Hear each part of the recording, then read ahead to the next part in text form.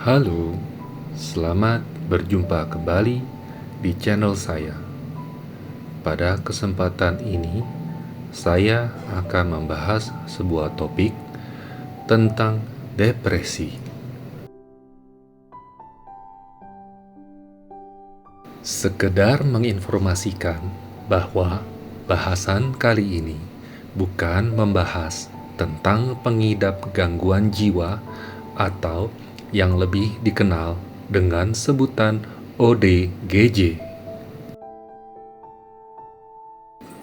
Jika ditelaah lagi mengenai definisi ODGJ, menurut Undang-Undang Republik Indonesia Nomor 18 Tahun 2014 tentang Kesehatan Jiwa Orang dengan Gangguan Jiwa ODGJ adalah orang yang mengalami gangguan dalam pikiran, perilaku, dan perasaan yang termanifestasi dalam bentuk sekumpulan gejala dan perubahan perilaku yang bermakna serta dapat menimbulkan penderitaan dan hambatan dalam menjalankan fungsi orang sebagai manusia.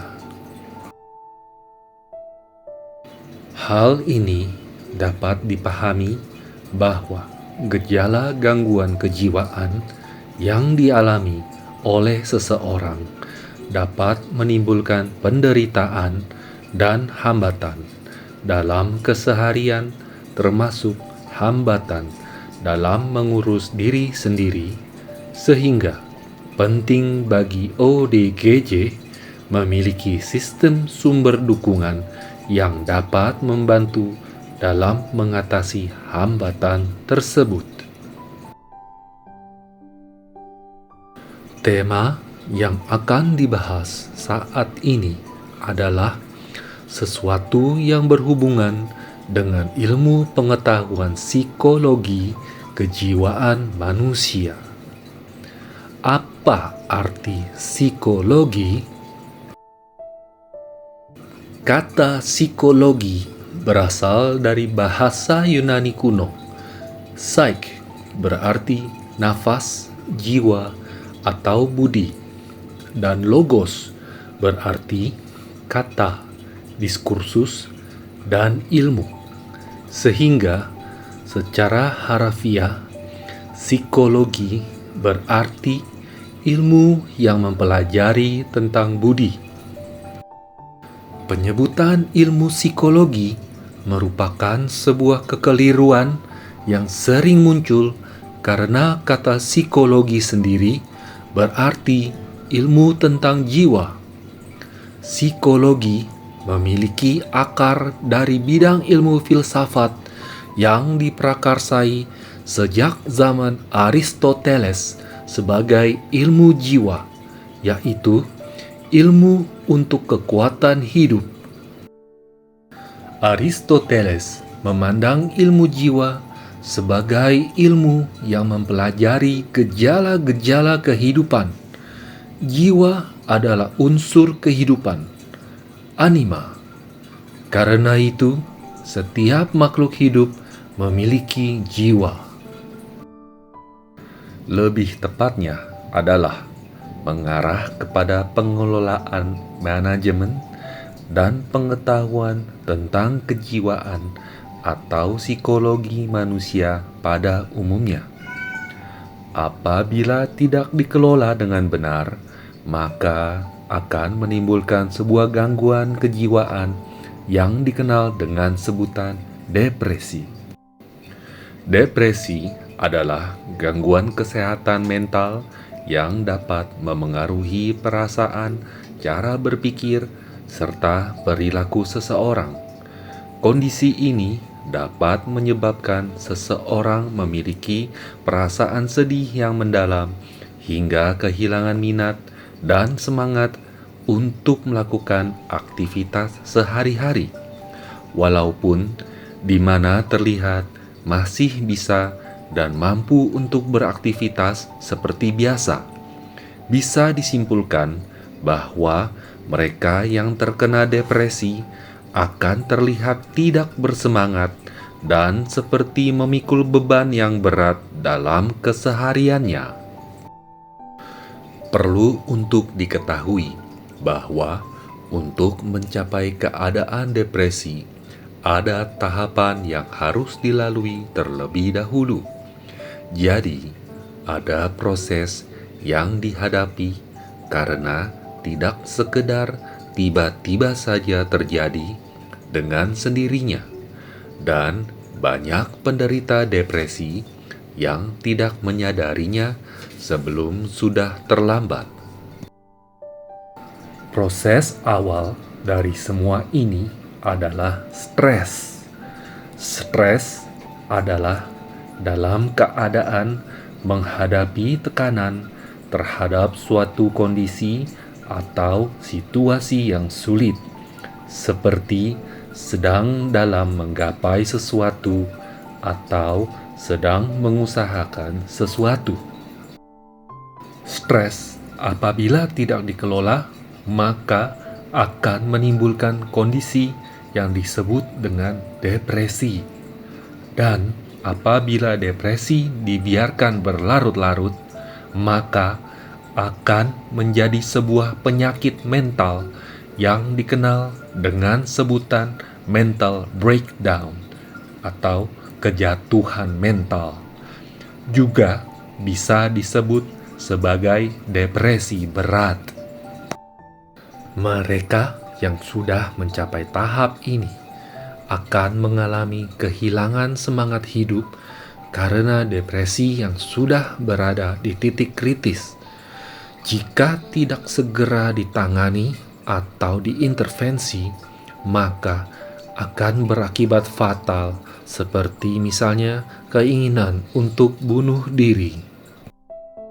Selain itu, kejatuhan mental juga menimbulkan rasa tidak tenang, anxiety, dan kecemasan yang berlebih, panic attack.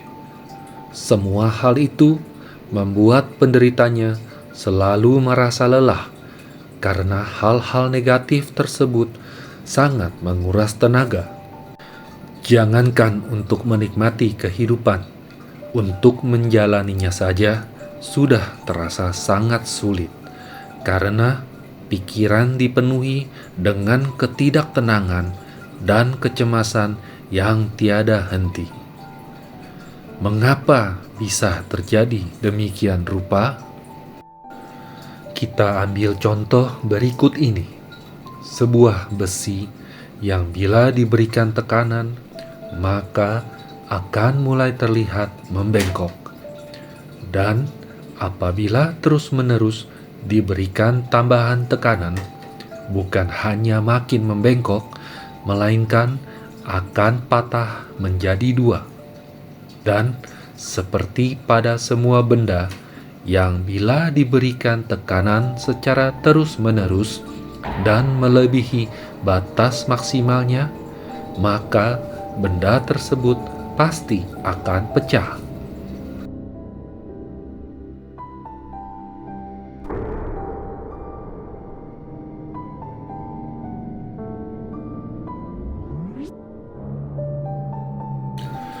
Inilah analogi keadaan yang terjadi apabila stres tidak dikelola dengan baik dan benar. Beda halnya dengan menempa besi.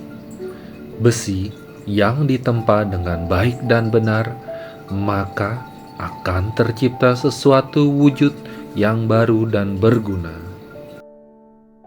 Stres adalah reaksi seseorang baik secara fisik maupun emosional, mental, psikis, apabila ada perubahan dari lingkungan yang mengharuskan seseorang menyesuaikan diri.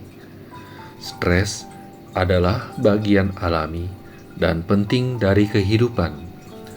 Tetapi apabila berat dan berlangsung lama, dapat merusak kesehatan kita. Stres dalam batas tertentu bisa berdampak positif dan memotivasi kita untuk mencapai suatu tujuan, seperti belajar untuk mengerjakan sebuah ujian tes di sekolah atau melatih pembentukan otot di pusat kebugaran. Saat merasakan stres, sistem kekebalan tubuh seseorang dapat menurun, sehingga membuat tubuh sulit melawan penyakit dan akan lebih rentan terkena penyakit. Salah satu gangguan depresi yang sedang marak terjadi di sekitar kita yaitu bipolar disorder. Bipolar disorder atau gangguan bipolar adalah masalah mental yang menyebabkan perubahan suasana hati secara drastis. Kondisi ini dapat menyebabkan penderitanya pada suatu saat merasa sangat bahagia, yang artinya mania atau hipomania, lalu kemudian di waktu lain berubah menjadi sangat sedih dan putus asa. Sebenarnya, penderita bipolar tidak bisa menyeimbangkan suasana hatinya. Keadaan yang normal pada seseorang adalah dapat menyeimbangkan suasana hatinya. Saat senang atau sedih, tidak berlebihan dan tidak berlarut-larut. Penyebabnya adalah gabungan dari overthinking dan tekanan yang berlebihan dalam menjalani kehidupan. Tidak semua yang menjadi penyebabnya adalah kepahitan atau masa lalu yang kelam. Semuanya bersumber dari satu penyebab, yaitu mindset atau pola pikir. Tidak semua hal harus kita bisa ketahui, dan tidak semua hal yang harus kita bisa mengerti. Ada batasan-batasan dalam diri tiap-tiap individu. Apa gunanya untuk memaksakan diri terhadap ketidakmampuan diri kita? Pemaksaan diri akan pencapaian diri menghasilkan pola pikir tentang berbagai pertanyaan diri. Inilah penyebab overthinking. Memikirkan solusi dengan cara memaksakan ketidakmampuan diri. Aksi pemaksaan ini adalah sebuah tekanan yang berlebihan, over pressure. Sebagai contoh, bagaimana cara bisa mengangkat besi seberat 200 kg dengan cara deadlift? Yaitu dengan cara berlatih, konsumsi nutrisi yang cukup, dan berat kondisi tubuh yang memadai. Tanpa persiapan tersebut, niscaya akan cedera. Jadi, bisa disimpulkan bahwa lebih baik mencegah daripada mengobati. Kenali gejala-gejalanya sebelum terlanjur menjadi sebuah keadaan depresi berat atau kejatuhan mental. Ada beberapa hal di hidup ini yang memang cara memandang permasalahan itu sendiri berbeda antara seseorang dengan yang lainnya. Ada yang terlalu serius dan ada yang tidak peduli. Perlu kita sadari bahwa segala sesuatu yang berlebihan adalah tidak baik. Begitu juga dengan ketidakpedulian akan segala sesuatunya pun tentunya juga tidak baik. Jadi, apakah yang disebut baik itu? Tentunya yang sesuai dengan porsinya. Sebagai contoh, dengan pola asupan makanan. Makan terlalu banyak atau bahkan tidak makan apapun juga tidak baik. Yang seimbang itu adalah makanlah secukupnya. Seperti juga halnya dengan pola pikiran kita. Terlalu banyak berpikir atau tidak berpikir sama sekalipun juga tidaklah baik. Berpikir yang perlu dipikirkan, dan jangan berpikir bila tidak perlu untuk berpikir. Perlukah kita berpikir tentang masa depan? Tentu perlu. Perlukah kita berpikir akan apa yang akan terjadi di masa depan? Tidak perlu berpikir, melainkan menyiapkannya melalui tindakan. Karena tidak ada seorang pun yang bisa melihat masa depan. Yang bisa kita lakukan adalah menjalaninya saja dengan berdasarkan kepada norma-norma yang baik dan benar. Inilah salah satu contoh pola pikir yang bisa saya sampaikan mengenai perbedaan stres yang membangun dengan stres yang menyebabkan depresi. Hal baik yang bisa kita lakukan adalah bisa dilakukan dalam kondisi tenang. Apakah yang dimaksud dengan keadaan kondisi tenang?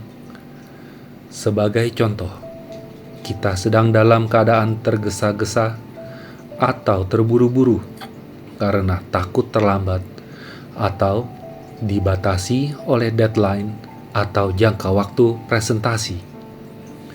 Tanpa disadari, ini adalah pertanda dari stres yang pada nantinya bisa menjadi sebuah depresi karena tidak terpenuhinya target tujuan dari usaha ini.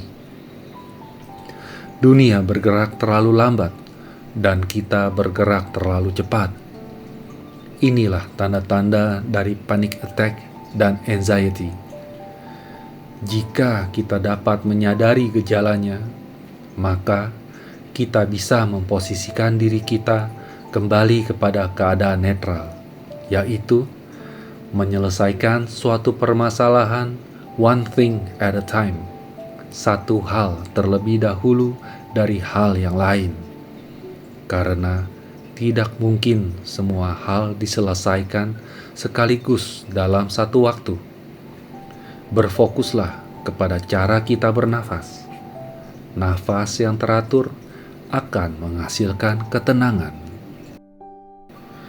Janganlah mengharapkan orang lain untuk mengerti dan mau selalu mendengarkan segala permasalahan kita, karena setiap orang memiliki permasalahan dan pergumulannya sendiri. Jangan terlalu berharap akan pengertian dari orang lain tentang segala permasalahan kita, karena bukan hanya diri sendirilah yang memiliki permasalahan dan pergumulan hidup. Ketahuilah, sadarilah, dan cobalah mengerti bahwa hidup ini bukan hanya sekedar permasalahan dan pergumulan, melainkan sebuah proses perjalanan dan pembelajaran akan kehidupan. Saya pernah membaca sebuah buku berjudul Si Cacing dan Kotoran Kesayangannya, yang ditulis oleh seorang biku Buddha bernama Ajahn Brahm, dengan cerita tentang dua batu bata. Ceritanya dimulai dari Ajahn Brahm dan beberapa biksu lainnya harus membangun vihara karena mereka tidak memiliki dana yang cukup untuk menggunakan jasa pekerja yang handal dalam pembangunan. Maka mereka harus mengerjakan semuanya sendiri. Di dalam buku tersebut diceritakan bagaimana mereka beranggapan bahwa membuat tembok dengan batu bata adalah sangat mudah, yaitu Tinggal tuangkan semen, susun batu batanya, lalu diketok-ketok sedikit, dan jadilah sebuah tembok. Lalu mulailah mereka menyusun batu bata tersebut, dan ternyata faktanya tidak segampang itu. Membangun sebuah tembok yang rapi dan rata bukanlah hal yang mudah. Akan tetapi, sebagai seorang biksu yang telah melatih tentang kesabaran dan waktu, mereka tetap melanjutkan dan bekerja keras untuk memastikan setiap batu bata terpasang sempurna, tak peduli berapa lama jadinya. Hingga pada akhirnya selesai juga tembok batu bata pertama. Setelah itu, saat Ajahn Brahm sedang mengagumi karyanya, dia menemukan bahwa dia telah keliru menyusun 2 buah batu bata. Semua batu bata lain sudah rapi dan lurus, tetapi ada 2 buah batu bata yang tampak miring, terlihat jelek sekali, dan merusak pandangan di keseluruhan tembok. Hal itu membuat Ajahn Brahm sungguh kecewa, tapi semennya sudah terlanjur terlalu keras untuk mencabut 2 batu bata itu. Jadi, dia bertanya kepada kepala wihara, "Apakah saya boleh membongkar tembok itu, lalu membangun kembali tembok yang baru?" Dia telah membuat kesalahan dan dia menjadi kecewa. Kepala vihara bilang, "Tidak perlu, biarkan saja temboknya seperti itu." Beberapa hari setelah vihara setengah jadi, Ajahn Brahm bertugas membawa tamu yang sedang mengunjungi vihara tersebut. Pada saat berkeliling, Ajahn Brahm selalu berusaha menghindari supaya para tamu tersebut tidak melewati tembok bata yang tidak sempurna yang dia buat. Akan tetapi, pada suatu hari, ada seorang pengunjung yang melihat tembok tersebut dan berkomentar, "Ini sebuah tembok yang indah." Dan Ajahn Brahm menjawab pengunjung itu dengan terkejut, "Mohon maaf sebelumnya. Apakah kacamata Anda tertinggal di mobil? Apakah penglihatan Anda sedang terganggu? Tidakkah Anda melihat ada 2 batu bata jelek yang merusak keseluruhan tembok ini?" Si pengunjung berkata, "Ya, saya dapat melihat 2 bata jelek itu. Tetapi saya juga dapat melihat 998 batu bata yang bagus." Ajahn Brahm kemudian bercerita bahwa untuk pertama kalinya dalam waktu lebih dari 3 bulan, dia mampu melihat batu bata lainnya selain 2 buah batu bata jelek itu. Di sebelah atas, di bawah, sebelah kanan, dan kiri dari 2 batu bata jelek itu adalah batu bata yang terpasang dengan bagus. Batu bata yang sempurna dan jauh lebih banyak daripada 2 batu bata jelek itu. Ajahn Brahm berkata, "Sebelumnya, mata saya hanya terpusat pada 2 kesalahan yang telah saya perbuat. Itulah sebabnya saya tak tahan melihat tembok itu, atau tak rela membiarkan orang lain melihatnya juga. Itulah sebabnya saya ingin menghancurkannya. Sekarang saya dapat melihat batu bata yang bagus. Tembok itu jadi tampak tak terlalu buruk lagi. Tembok itu menjadi seperti yang dikatakan si pengunjung, sebuah tembok yang indah. Tembok itu masih tetap berdiri sampai sekarang, setelah 20 tahun. Tetapi saya sudah lupa persisnya di mana 2 batu bata jelek itu berada." saya benar-benar tak dapat melihat kesalahan itu lagi. Dari cerita ini, kita mendapatkan pesan penting, yaitu kita semua memiliki dua batu bata jelek, tetapi batu bata yang baik dalam diri kita masing-masing jauh lebih banyak daripada yang jelek. Begitu kita bisa melihatnya, semua akan tampak tak begitu buruk lagi. Bukan hanya kita dapat berdamai dengan diri sendiri, termasuk dengan kesalahan-kesalahan kita, tetapi kita juga dapat menikmati hidup. Sekian tema pembahasan kali ini. Terima kasih atas perhatiannya.